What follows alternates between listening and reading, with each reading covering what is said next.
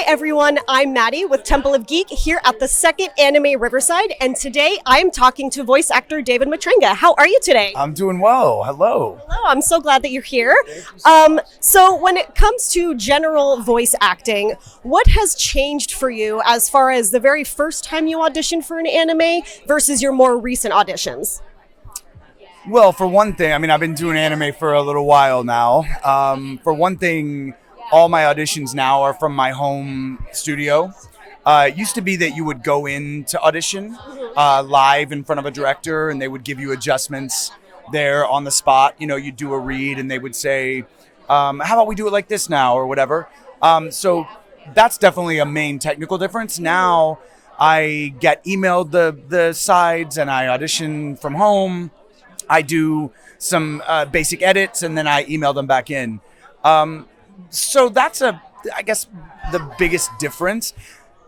Everything else as far as like acting goes is, you know, you're still just trying to get a handle on the character and put your best foot forward. It's harder to know because you don't have someone there giving you an adjustment. Right. I kind of prefer that, but I've gotten skilled now at like self-directing, so I can say, oh, this is not as... I need this to be like this, so I'll do another take or something. But that's the main difference. Right. Yeah. Oh, okay. Very cool. Yeah. So now shifting gears here a little bit, you are the voice of Nicholas Wolfwood in the new reboot of Trigun.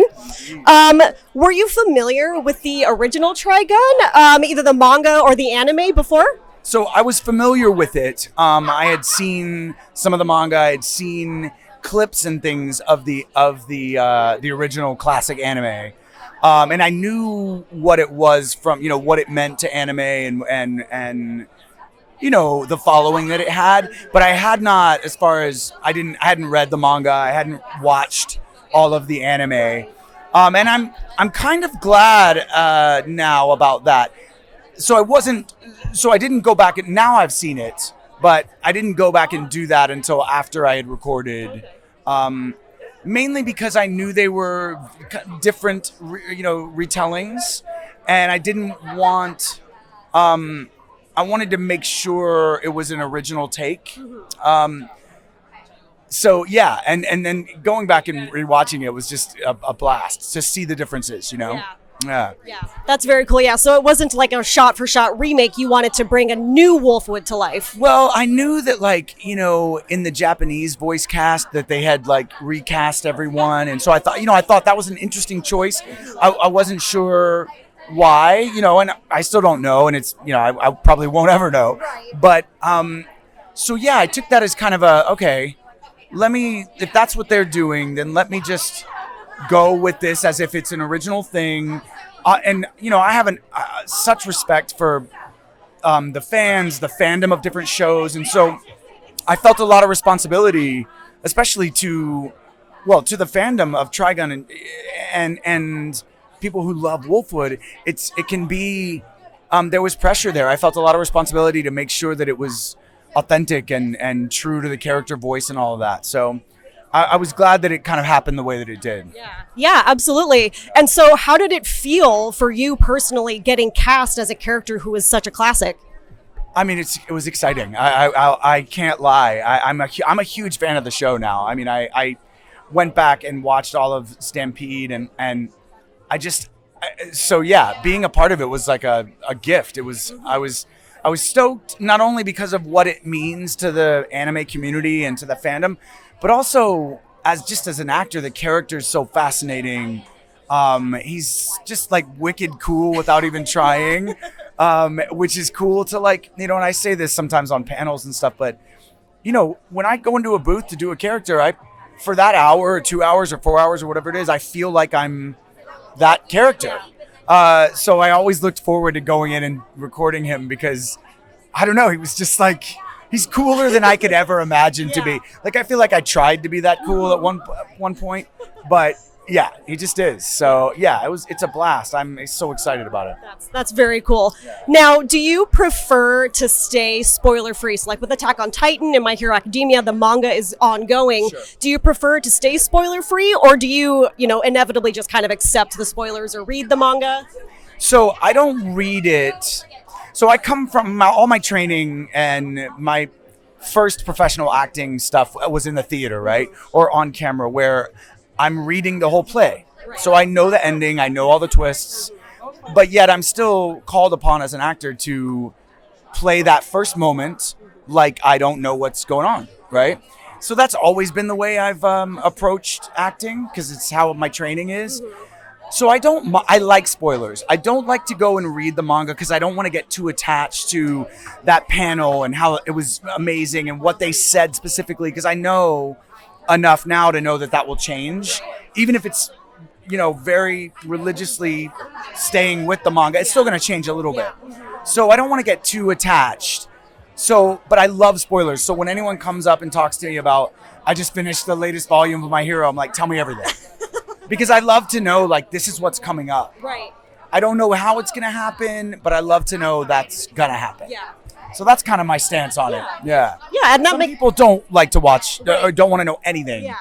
I like to know everything if I can, but just not specifically. Right. Yeah. Yeah, I was going to say that makes sense, because I know a lot of voice actors are like, no, don't tell me. And it's always such a shock to be like, wow, you managed to stay spoiler free. Like, even as a fan, it's kind of hard to do that. Oh my God. Yeah, it is. Especially if you're on social media at all. It's going to be there. Yeah. But yeah, I don't mind them at all. I enjoy them, actually. They help me. Right. Yeah. Yeah, that's very cool. Yeah. Now, you are also the voice of Rei in Buddy Daddies. Yes. And Buddy Daddies is an original anime. Yes. What are the differences in recording for a character who has no reference material versus Todoroki, who has a manga to follow? Right. Or even just, because there's a manga, you can find research online for those characters.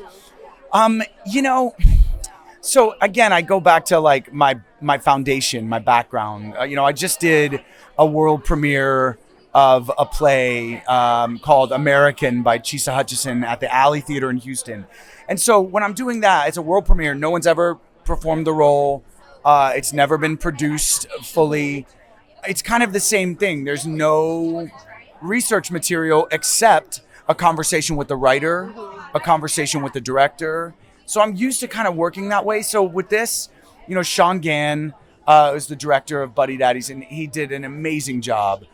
We had such a great time working off of each other, and we both have similar backgrounds, and we played with the comedic timing. We played with, we take a lot from the Japanese voice actors too, based on character. So anytime I'm recording a scene from anime, we always watch or preview the scene in Japanese. So I get an idea of what the Japanese voice actor did. They're the original creators, So I take some notes from that. And then Sean and I will just create it from there. And based on, Sean, the director will usually have read ahead or watched ahead or something like that, or gotten some extra material.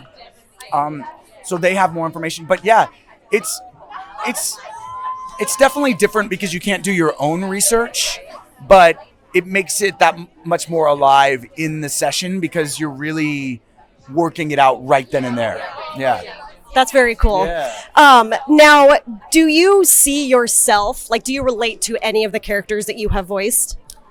I mean, this question is so hard because I do. Yeah. But also, my job is to find ways that I can connect to the character as the actor so that I can really embody what they're doing and their truth and their story. So I always find things that I can relate to. I mean, even with certain characters, my character in Attack on Titan, there are people that don't really like him, but there's an old saying of no actors ever played a villain because you don't ever think of your characters as a villain. Even if they're deemed that, you find why they're doing what they're doing and what's important about that. And so I can relate to Todoroki in certain ways, to Rei, Bertholdt, all the ones you've mentioned. Some more than others. Some are more of a stretch where you do have to find a way in, and once you find that, you're in. But yeah, there's definitely things that I can relate to or that I find are similarities. Yeah, I mean, I can go into those if you want, but yeah, That's I mean, cool. Todoroki, he's driven. He's hard on himself. He lives a bit in his head.